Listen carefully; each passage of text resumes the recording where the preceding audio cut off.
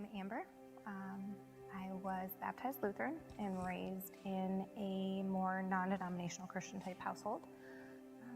Lived in South Dakota, rural South Dakota, on a farm for the first part of my life, and went through some traumatic stuff as a family, and we uprooted and came to Minnesota. And then that's when I got confused about who God really was. And if he was so great, why did I have to go through what I went through when I was a child? And with those emotions, I began to rebel. So a rebellious teenager, didn't try and break too many rules. I still ended up pregnant at 17. I drank here and there every once in a while, but it was nothing too crazy. Hi, my name is Allison Conkle, and I became a Christian November 10th, 1985. I was 19 years old at the University of Iowa. I pretty much dealt with life by partying, and I was searching for a guy to meet all of my needs. And then I met a friend, an incredible woman, who was different. She shared with me what it meant to be a Christian, and on the way home, in a terrible snowstorm, I committed my life to the Lord. Anyway, I would like to say that 38 years later, that I'm walking strongly with the Lord, never wavering. But the fact is, I spent all of 2023 just limping along, emotionally, spiritually. So we fast forward a couple more years. I meet a man who takes in both me and my now youngest, and we get engaged. Became a stay-at-home mom, and treading territory I'd never been to, and had no idea how to do it, and was still angry at God. Next thing I know, I'm a full-fledged alcoholic. Couldn't figure out how to stay sober. I was doing everything I was supposed to do, and I could not figure it out. Well, didn't give it to God. So decided to find a treatment center that was God-centered. Went to Adult and Teen Challenge. It was time for my biannual MRI for my brain tumor. My husband, Ed, had just lost his job to a terrible accident, and he has Parkinson's disease. I was constantly worrying about money. How are we going to pay this month's bills? I'd wake up in the middle of the night worrying about money. Beginning of August, I had gotten on a teen challenge, and about a month later, my mom was diagnosed with cancer. I immediately thought, that's it. I'm gonna lose my best friend. She had a scan and they said, looked like things were gonna be fine. And then they weren't. She took a turn for the worst. She passed away March 8th. But I was able to be that daughter. I was able to be that mother for my children. And so I made it through my mom passing away, and I didn't drink. We celebrated her life, and I didn't drink. So as long as I hold that hand and I keep praying and giving it to him, whatever it is, it goes to him. Lord, I don't want this feeling, you have it. How do I get through this one? I'd really reached my wit's end December 31st, 2023. It was the morning of. I was slumped over my desk completely in a posture of defeat, just defeated. I felt like I needed an emotional oxygen tank. And then, thank the Lord, I decided to tune in online. And the sermon started out with a question that said, what is your current posture? And I perked up because I was practically slumped under my desk. Then a verse was shared that just really pierced my heart. It was Psalm 62:5. And it says, find rest, O my soul, in God alone. My hope comes from him. It simply said, find rest in God alone. I've searched for hope and peace and life and so many things in a good time, in travels, relationships, friendships, and in a job. But God really wants us to have our hope in him alone. God welcomed me home. God welcomed me home. Yeah, we can applaud that. Good morning, Edinbrook. Happy Easter. Hey, it's great to be here with you.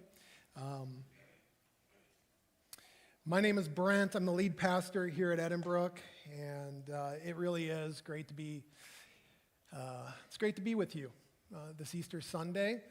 These two stories that you just heard are just a drop in the bucket, really, of how God is moving here at Edinbrook in so many people's lives, and how they are finding themselves at home here. They're finding themselves at home. And we want to say that to all of you guests. Welcome home. We are so glad to have you. I know some of you get dragged here against your will. I know that. A family member makes you come, all right? We saw your heel marks out in the parking lot, okay? But I just hope you could sit back and just relax and enjoy the rest of this service. Just soak it up. I truly believe it's going to be good for you today, this week. Something we say here at Edinbrook is it's not change and then come in here. It's come in here and let's see if you don't change. And we are all in that process. You need to know, every single one of us, we are all in the process of being changed, that the Bible says, from one degree of glory to another.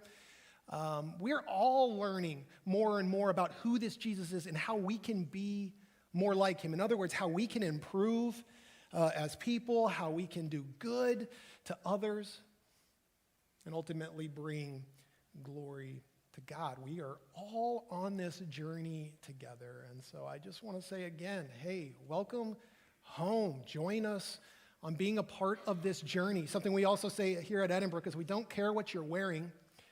We're just glad you're wearing something this morning, okay? All right? As a church, we've been in this series working through the Gospel of Mark. Now, before I get into that, I do want to let you know, next week we are kicking off a new series on our identity, on who we are as believers, what it means to be a Christian. The world throws so many lies at us. It tells us who we are, it tells us who we aren't. We really do need God's help to understand who we are, and I believe when we step into our true identity, it helps us in life. It gives us an advantage. I'll just say it. I believe it gives us an advantage in life. It helps us to find success. At the very least, it gives us victory and helps us to walk in that victory and have confidence in our life. So I really encourage you to come back next week when we kick off that series. I think it's going to do us a lot of good. But again, this morning, we're wrapping up our series on the Gospel of Mark, and we're going to get to the last chapter today, chapter 16, which, of course, deals with what today is all about, the resurrection of Jesus Christ. So I'm just going to start us off and read for us Mark 16, verse 1 through 8. We read, Saturday evening, when the Sabbath ended, Mary Magdalene, Mary the mother of James, and Salome went out and purchased burial spices so they could anoint Jesus' body. Very early on Sunday morning, just at sunrise, they went to the tomb. And on the way there, they were asking each other, who will roll away the stone for us from the entrance to the tomb? But as they arrived, they looked up and they saw that the stone, which was very large, had already been rolled aside. And when they entered the tomb, they saw a young man clothed in a white robe sitting on the right side. And the women were shocked. But the angel said, don't be alarmed. You are looking for Jesus of Nazareth, who was crucified. He isn't here. He is risen from the dead. Look, this is where they laid the body. Now go and tell his disciples, including Peter, that Jesus is going ahead of you to Galilee. You will see him there, just as he told you before he died. And so the women fled from the tomb, trembling and bewildered, and they said nothing to anyone because they were too frightened. And friends, this is a good kind of frightened, okay? This is when you've experienced God do what you thought was impossible. It's that kind of frightened. It's when something that is better than you ever thought possible has just happened in your midst. You realize, wow, this God is real and he has just done something amazing. It's a good kind of frightened. But what really captured my attention this week as I was meditating on this, getting ready for this message, was the fact that they were just heading to this stone. And it tells us they didn't know how they were going to move it or get it out of the way. These stones, the entrance to these tombs, these stones weighed thousands of pounds. There was no way these three women were going to move it on their own. You needed certain equipment, using leverage to try to move these stones. And they just head with faith towards the stone, hoping to anoint Jesus' body with these spices, just moving in faith. But what's even more incredible is what they find when they get there on the other side. They're expecting death. If somebody does open the tomb for them, they're expecting to find Jesus' body there. And that's why they bring these burial spices to help, right, with the decaying process. That's what they're expecting. But that's not what they find. They find something on the other side of that stone greater than what they ever thought possible. Better than they ever could have imagined. They don't find death. They find life. That Jesus has been raised from the dead, and it fills them with this eternal hope that's going to change them for the rest of their lives, and it's going to change many other lives, leading to the birth of the church, and the rest is history. They go to the stone expecting death, but what they find on the other side, they find life. And so this morning, here's what I'm going to do. I'm just going to ask us a couple questions. I got two questions for us. Here's the first question. What's on the other side for you? What's on the other side of the stone for you? And the Bible, of course, teaches us, first off, I might mention eternal life. Not death, but life. The world tells us this is it, and you live once, and then you die. And Jesus says something very different, and his resurrection validates this. This is what Jesus says in John 14. Listen to this. He says, "Do not let your hearts be troubled. You believed in God, believe also in me. My Father's house has many rooms. If that were not so, would I have told you that I am going there to prepare a place for you?" I love that.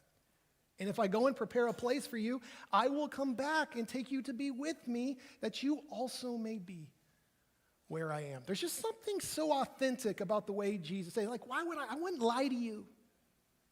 I'm telling you what I'm going to do, and I'm telling you I'm preparing a place for you. And again, his resurrection, of course, confirms that to be true. But did you catch this, how Jesus describes it here? What does he describe it as? He describes it as a home. It's a home, our ultimate home. This past fall, my family did something I never thought we would do, okay? We brought home a dog. We got a puppy, all right? His name is Howie, right? Meet Howie. It's our little Shiba Inu. Yeah, he's a cutie. We brought Howie home. He was kind of scared at first to be in this new home, to be in this new place. In fact, he hid under a chair the first day he was with us. But eventually, Howie realized, he realized a little too much. Wow, this family loves me and takes care of me, feeds me, and feeds me more, and I'm safe and I'm protected. And so something happened with Howie. It was fun to see this out. Howie just came alive. He came out of his shell and maybe got a little too comfortable. Yeah. He's eaten up more socks and undergarments than we can count. He's drawn blood from the neighbor kids. All right, I'll just say that. He's protective of his home, all right? And he's done things to our carpet I don't feel comfortable saying on Easter Sunday. Okay, I'll just say that. But he's come out of his shell. Maybe to a fault. In fact, he's kind of become, if I can be honest, at times a little bit of a terror. Still not bad as a cat, okay? But, I'm sorry. I just had to get that in there. But he's gotten comfortable. He's come out of his shell. That's what happens when you realize you're home. Just be yourself, right? And so I think it's going to be like this. It's on the other side of that stone for us. We're going to find ourselves, when we find ourselves in our Father's house, when we find ourselves in our Father's home, it might be like, whoa, what is this? I'm telling you, it's going to be greater than you think. Bible says, no eye has seen, no ear has heard what God has prepared for those who love him. We're going to find ourselves, and that's when we're going to come alive. We're going to come out of our shell. We're going to know that we're home, And so I know we, come to an Easter service, and most of us understand that, yes, part of the resurrection is to teach us about what happens to us after we die, and that's really good news. But I also want to remind us, guys, that what's on the other side of that stone is not just something that happens to you after you die. That God has something for you on the other side of that stone in this life as well. I love this. This is the psalmist David talking, Psalm 27:13. He's older in age when he says this, by the way. He says, I remain confident of this. I will see the goodness of the Lord in what? The land of the living. He's talking about in this life. Not just in the future life to come. In this life, David was confident he would see the goodness of the Lord. He would see the good that God had for him on the other side of that stone. For those of you who don't know my story, I dropped out of high school my sophomore year. And I dropped out to do drugs. I started doing drugs when I was in 8th grade, became a drug addict, dropped out of high school, and did a lot of bad stuff. Hurt a lot of people. And it's a very dark period in my life and in my story. But through that, I gave my life to Christ. And here's really why I gave my life to Jesus. Here's what that looked like that first day. It was God, one, I just want to know if you're real. And two, I didn't say it this way, but here's what I was really getting at. Do you have something for me on the other side of that stone? I wanted to know, because you got to keep in mind, my life was completely hopeless at this point. I had no prospects. I had peers going off to college and things like that. I'm a high school dropout. It took some time, but I eventually got into this one-year Bible school. And I remember I'm driving to this Bible school, and I told God this. I said, God, I am going to give you my life. It is yours. In fact, I am going to make an oath with you. I will never marry. The next day, I met my wife. That was 25 years ago. We would get married, 3 kids now, a dog. And here I am preaching an Easter message to you. Listen.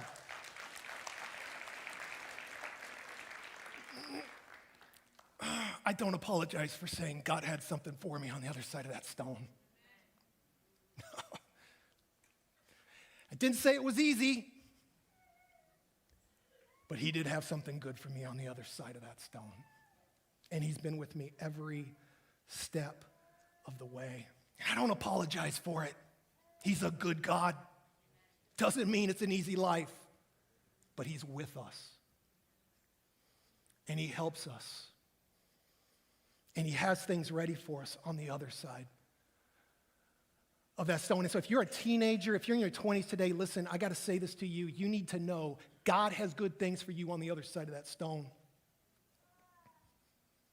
If you're in your 30s, your 40s, your 50s, I need you to hear today. God has good things for you on the other side of that stone in this life. If you're in your 60s or 70s, maybe you're thinking about retirement or you've already retired, you do not retire from God having good things for you on the other side of that stone. If you are in your 80s, your 90s, he's not done with you yet. You still are in the land of the living. He's still got good things for you on the other side of that stone. If you are in your 100s, it's pretty much over at this point, okay?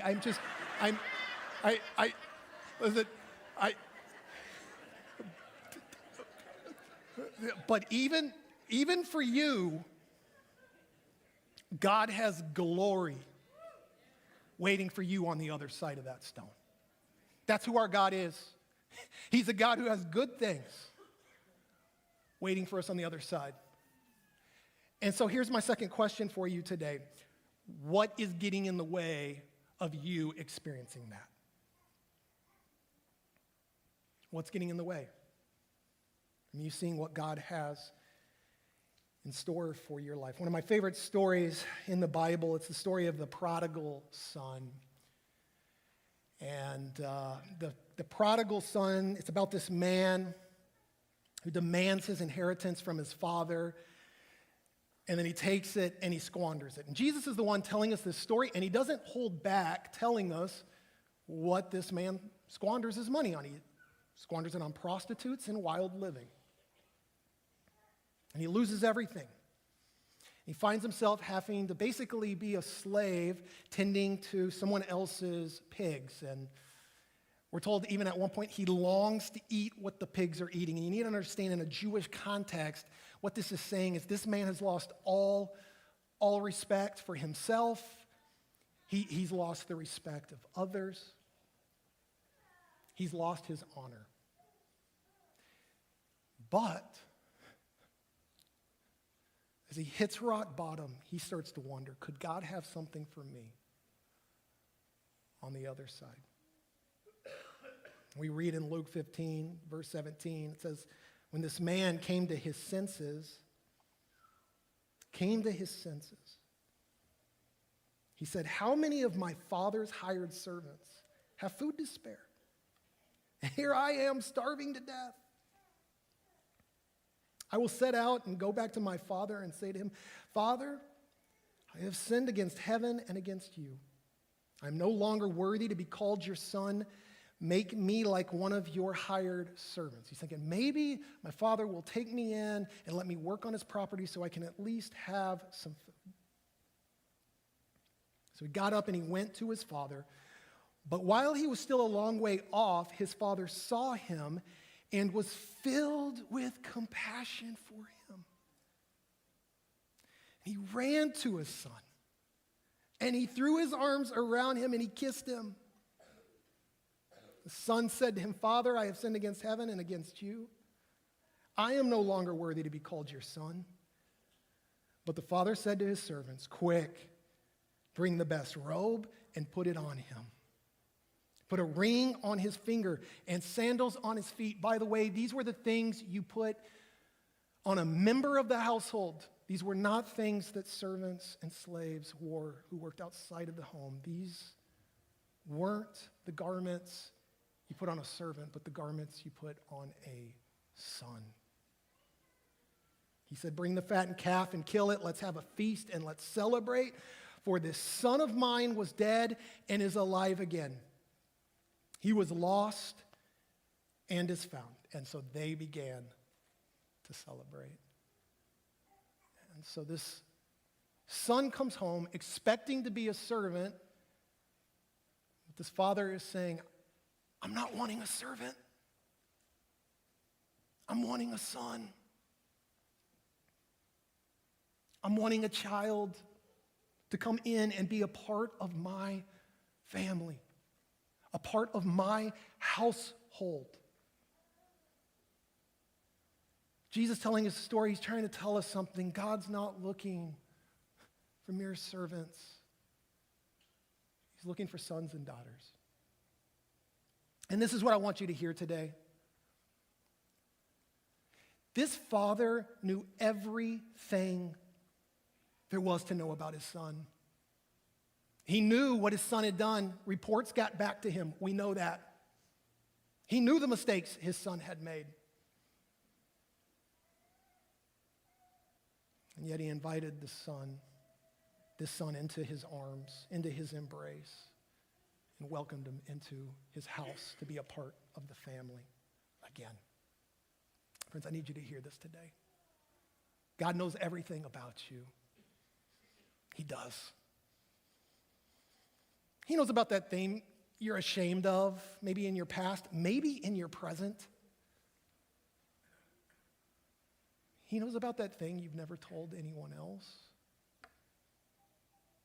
He knows about your regrets. He knows about those people you've hurt. He knows everything about you. You are fully known, but you need to know this. You are also fully loved. He welcomes you into his embrace and says, I'm not looking for mere servants. I'm looking for sons and daughters to come be a part of my family, to come home. So what's getting in the way of you experiencing what's on the other side of that stone? Listen, friends.